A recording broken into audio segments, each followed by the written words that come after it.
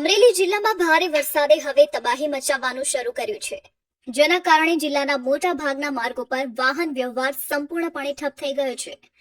અમરેલી અને સાવરકુંડલાને જોડતા મુખ્ય માર્ગની હાલત અત્યંત ખરાબ બની છે.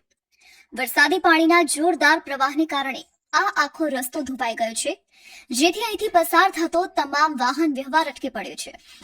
પરિસ્થિતિ એટલી ભયાનક છે કે પાણીના ધસમસતા પ્રવાહને લીધે સિમરણ નજીક પસાર થતા નેશનલ હાઈવે પર જ એક મોટો અને ભયાવહ ભૂવો પડી ગયો છે. આ મહાકાય ભૂવાને કારણે સાવરકુંડલા અને અમરેલી વચ્ચેના જોડાણ જાણે બે ભાગ થઈ ગયા છે.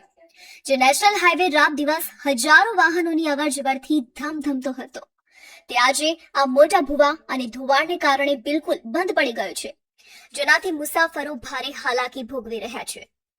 શું આપ કાનના ગળાને લગતી તમામ સમસ્યાઓથી પરેશાન છો? તો હવે નિરાશ થવાની બિલકુલ જરૂર નથી. કેશોદ શહેરમાં આવેલા વેદાંત હોસ્પિટલની એક મુલાકાત આપની સમસ્યાઓનો લાવશે કાયમી સમાધાન. જ્યાં કાનના ગળાના તમામ રોગોનું દૂરબીન તથા માઇક્રોસ્કોપ વડે નિદાન તથા સારવાર, તેમજ ચહેરાનો લકવો, ચક્કર આવવા, નાકમાંથી લોહી નીકળવું તથા મોઢા અને ગળાનું કેન્સરના નિદાનની સુવિધા રહેશે ઉપલબ્ધ. વેદાંત હોસ્પિટલ, બીજો માળ, વિનાયક હોસ્પિટલ, વૃંદાવન કોમ્પ્લેક્સ પાછળ, કેશોદ. એપોઇન્ટમેન્ટ માટે ડિસ્પ્લે પર આપેલા નંબર નોંધી લેશો.